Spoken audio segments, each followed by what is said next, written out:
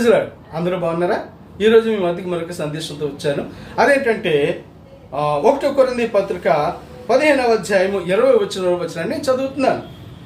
ఎప్పుడైతే నిద్రించిన వారిలో ప్రథమ ఫలముగా క్రీస్తు మృతులలో నుండి లేపబడి ఉన్నాడు అని వచ్చినాను. ప్రియులు చూడండి, యేసు క్రీస్తు ప్రభువు మృతులలో ప్రథమ ఫలముగా ఉన్నాడని తెలియచేస్తా ఉంటున్నాడు.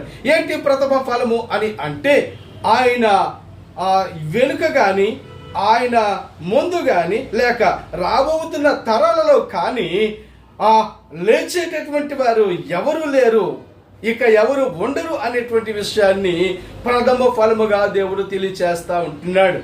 కనుక ప్రియులరా, ఆయనను సమాధి ఆపలేకపోయింది. కనుక ప్రియులను మనం చూసినట్లయితే ఇంకా ముందుకు చూద్దాం. మనుషుని ద్వారా మరణము వచ్చెను గనుక మనుష్యుని ద్వారా మృతుల పునరుత్థానము కలిగెను. దేవునామానికి స్తోత్రం.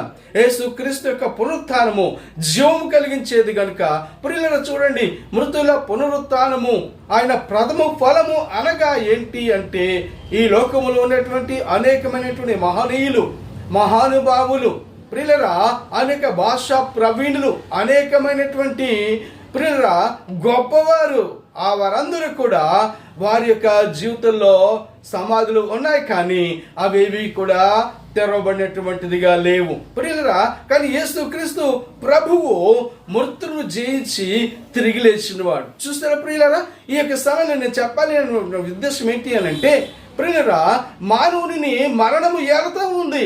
అయితే ఎంతటి వాడైనా ప్రియులరా మరణము ఎదుట తల వాల్చవలసిందే, తల వంచి జీవించవలసిందేటువంటి పరిస్థితి మానవుడికి కలిగి ఉంది. అయితే దానిని కొట్టువేయడానికి యేసు క్రీస్తు ప్రభు వారు ఈ లోకానికి వచ్చారు.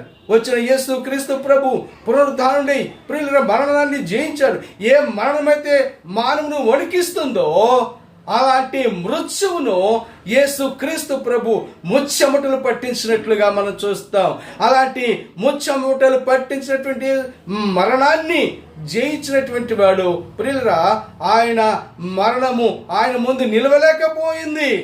ఆ మరణమే యేసు ప్రభు ముందు తల వాల్చినట్లుగా మనము చూస్తూ ఉంటున్నాం. కనుక ప్రియులరా, ఇలాంటి సందేశము ద్వారా ఈరోజు మీతో మాట్లాడి దేవుని కృప చూపించాడు. దేవుని మిమ్మల్ని దీవించును గాక. ఆమేన్.